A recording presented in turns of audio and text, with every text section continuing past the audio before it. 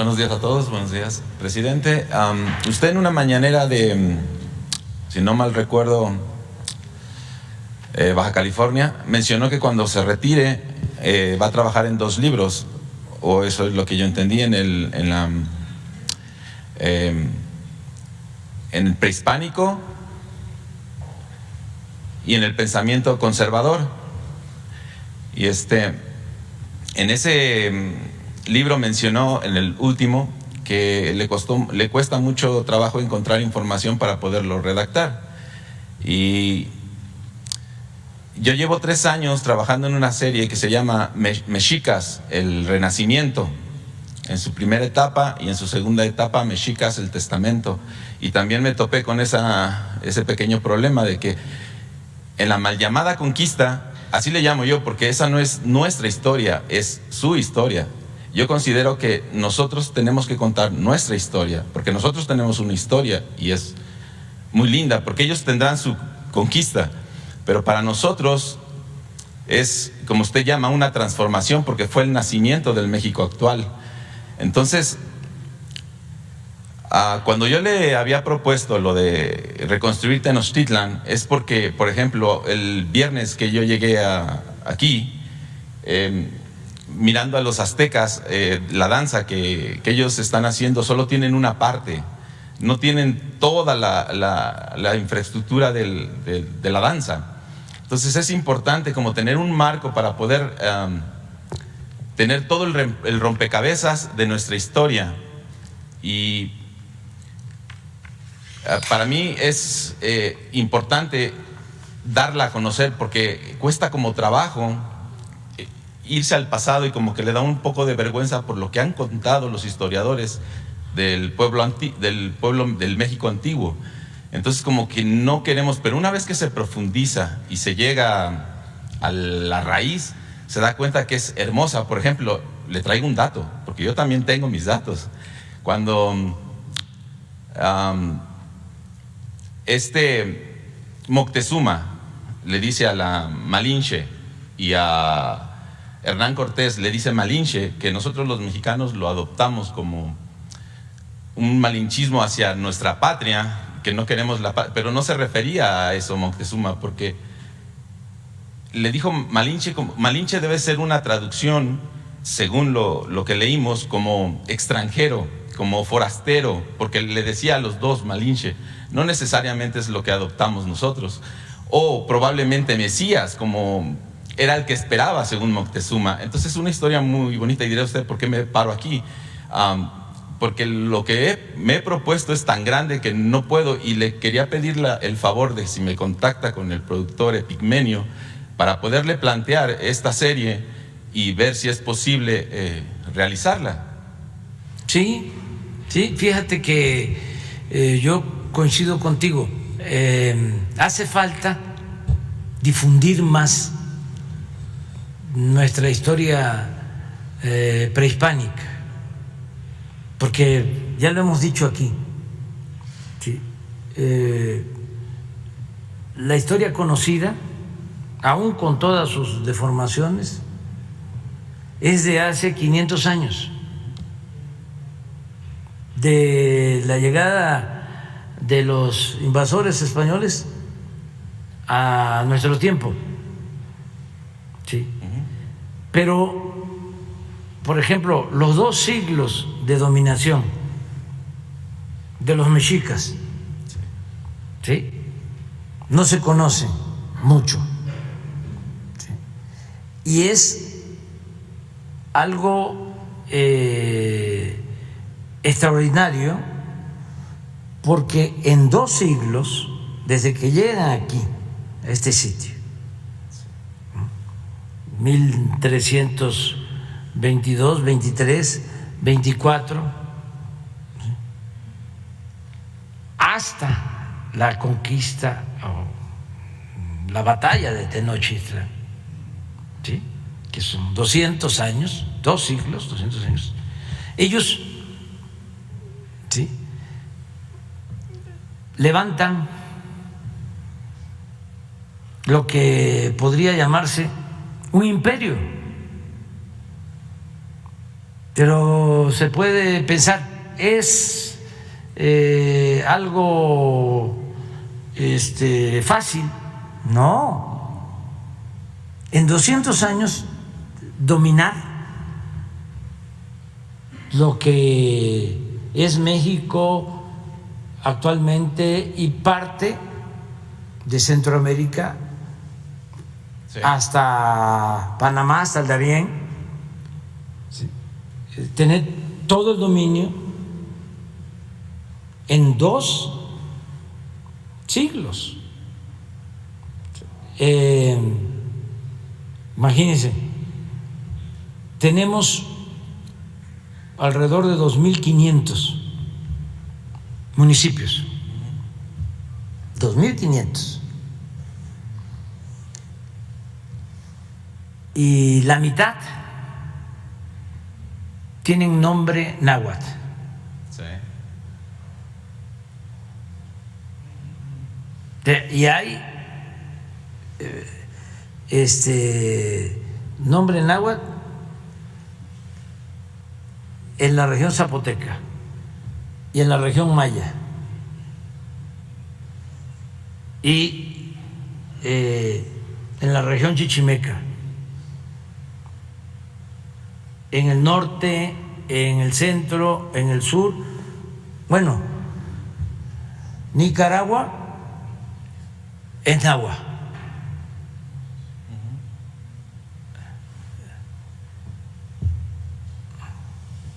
Juchitán es náhuatl. Nacajuca es náhuatl. ¿Qué significa esto? Que hubo un dominio político, militar, ¿sí?, y cultural.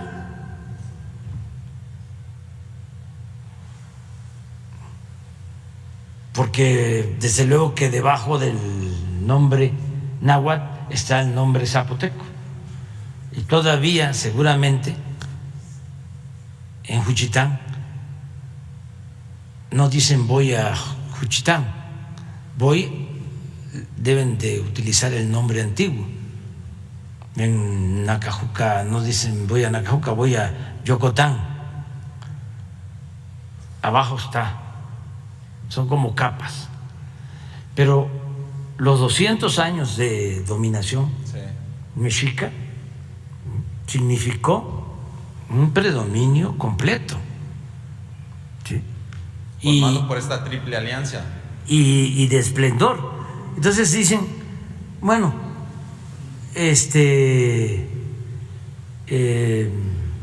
que ya estaba fracturado el régimen, ¿no?, a la llegada de los invasores. Sí, ya no tenía el esplendor de otras épocas, porque eso pasó con los mayas y pasó con todas las culturas. O sea, Palenque, Yaxchilán, Bonampak, Calakmul, Uxmal, Chichén Itzá, son momentos de esplendor cultural. O sea, ¿por qué? Porque es cuando la sociedad puede, mediante un mecanismo de gobierno que puede parecer a algunos opresivos, pero hay una población que mantiene a una clase gobernante mediante tributo,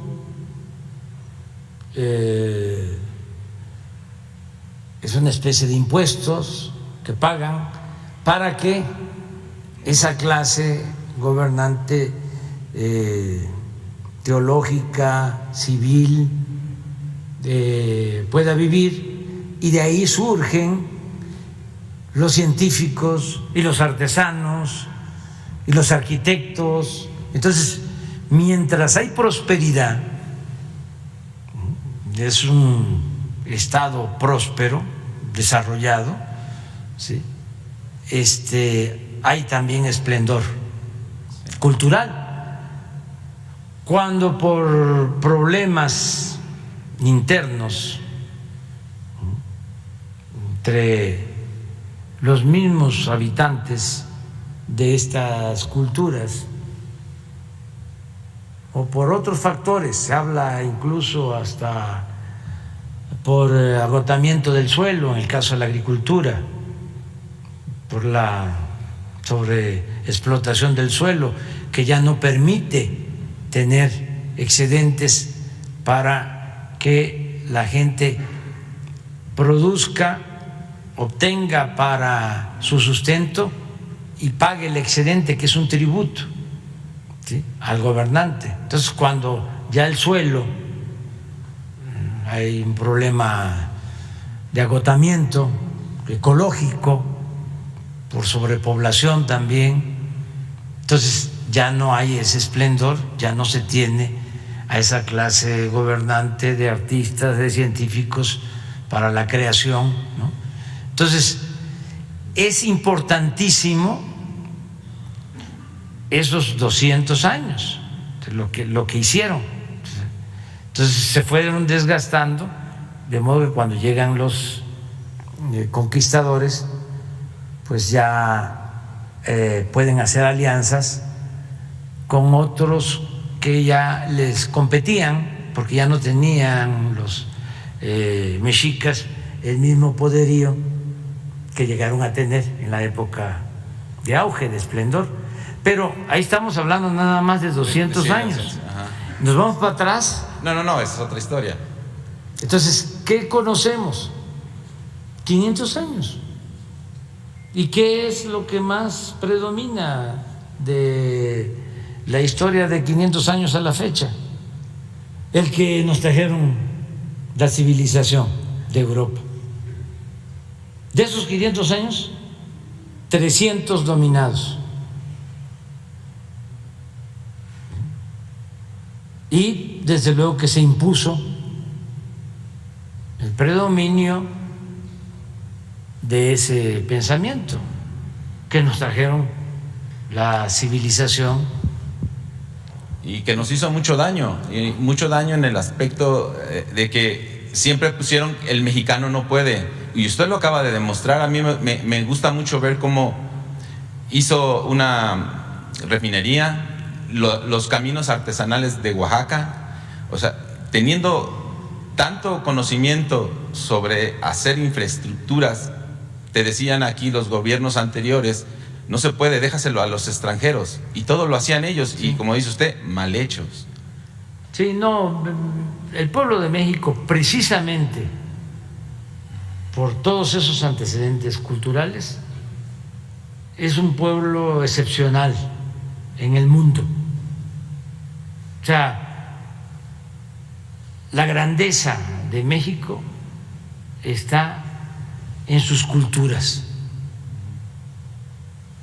y eso es lo que nos hace fuertes, y eso es lo que nos permite salir adelante frente a calamidades de todo tipo. Por eso es muy fuerte nuestro país, extraordinariamente fuerte, excepcional, y hacía falta nada más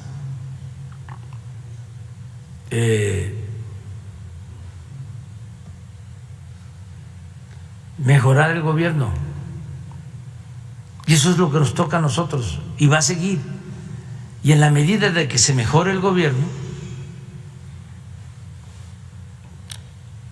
va a seguir renaciendo México. Inclusive una cosa, perdón que le interrumpa, aquí se celebraba lo mismo que hoy se celebra hace 800 años. Aquí venían a gente de todo alrededor a exponer los problemas a los gobernantes que estaban en ese entonces. ¿Quién diría que a través de tantos años volviera a este recinto, porque aquí estaba el palacio, a ser que todos vengan y planteen los problemas al gobernante?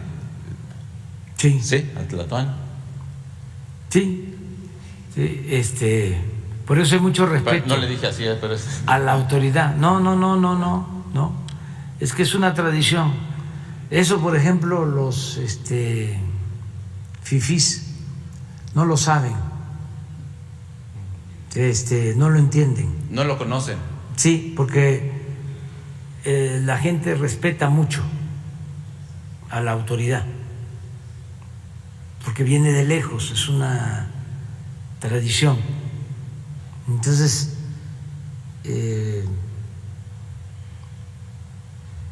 se piensa que la gente no tiene por qué respetar a la autoridad, y eso no se ve bien, no lo ven bien. Cuando un crítico se excede, se le revierte,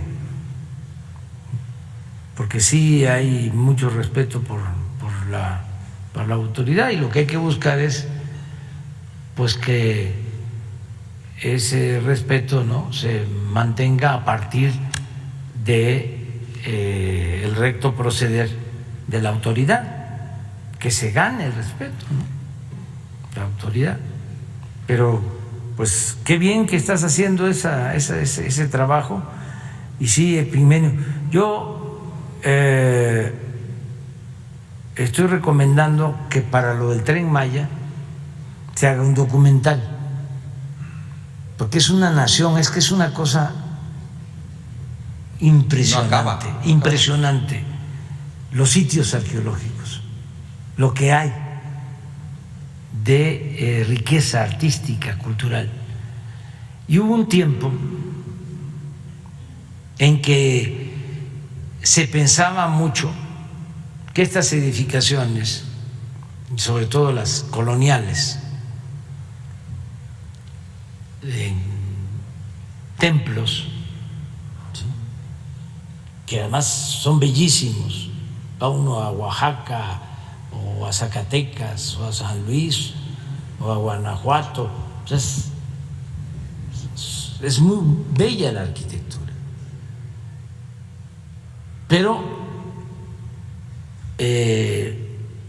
se exaltó tanto, ¿sí?, que se menospreció la arquitectura prehispánica. También los descubrimientos arqueológicos son recientes, o sea, básicamente del Porfiriato a la fecha, que empezaron a descubrirse las principales zonas arqueológicas. Entonces, muchos escritores de esa época, ¿sí?, exaltaron la belleza que sin duda tienen los templos, ¿sí?, los edificios coloniales, pero no le dieron importancia a lo que llamaron las ruinas, siempre. Entonces, cuando se va a Calakmul o a Chichén Itzá o a Palenque y se ve lo majestuoso de esos centros, de esas ciudades, la belleza,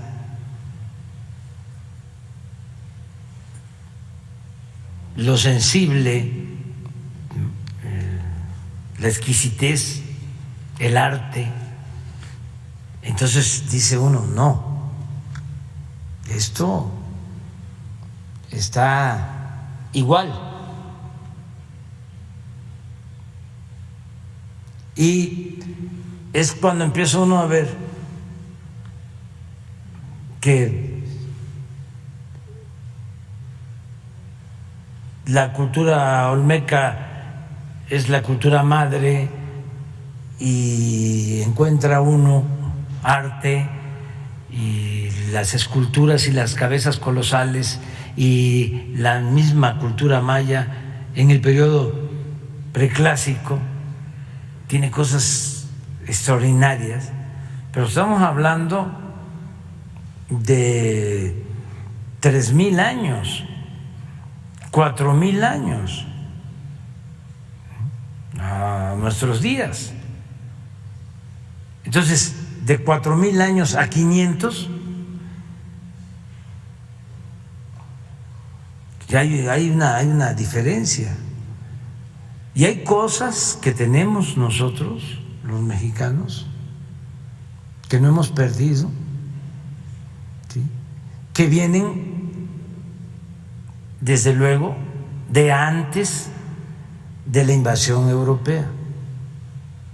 Y eso es un distintivo.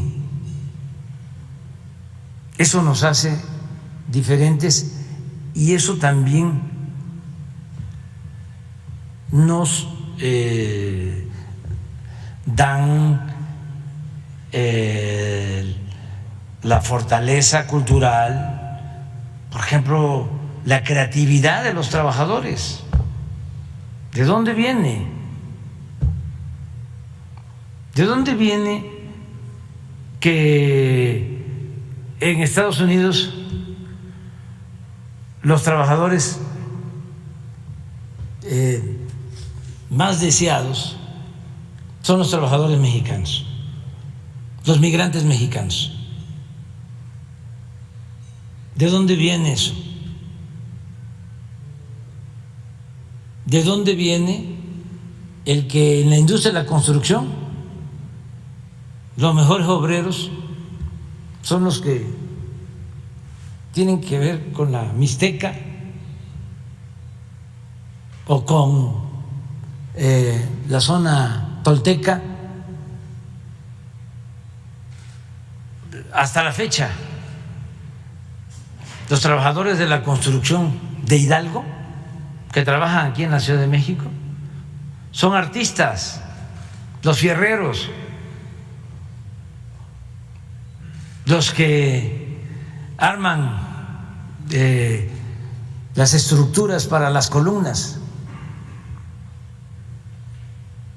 ¿De dónde viene eso? O sea, es de sentirnos muy orgullosos y que habían logrado que nos avergonzáramos de ese pasado glorioso, excepcional, porque el que domina busca negar, ¿no?, al oprimido. Te vengo a civilizar porque tú eres un bárbaro. No, por eso el rescatar nuestra historia, nuestra cultura, estos neoliberales querían acabar con la historia. Yo les comentaba, ya no hacían los desfiles, ya no importaban los héroes, los padres de nuestra patria. Financiaban desde el gobierno películas para acusar a Hidalgo de adúltero y a Morelos de lo mismo, y cosas por el estilo, distorsiones de la historia, de que el Pípila no existió, de que cómo iba a cargar una piedra tan grande, quitándole a la gente y a los estudiantes hasta la imaginación, queriéndoles quitar la imaginación. Pero era eso. O sea, no. ¿Cómo vas a pensar en Hidalgo si Hidalgo abolió la esclavitud o proclamó la abolición de la esclavitud? ¿Cómo vas a estar pensando en Morelos si Morelos quería la igualdad? ¿Cómo vas a estar pensando en Juárez si Juárez enfrentó a los invasores ¿Cómo vas a estar pensando en Madero si Madero quería la democracia? ¿Cómo vas a estar pensando en Zapata si quería que se entregara la tierra a los campesinos y que la tierra era de quien la trabaja?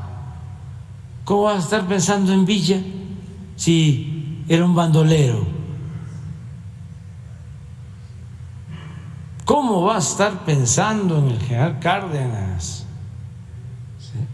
si estábamos re bien con la compañía El Águila, con las empresas petroleras extranjeras?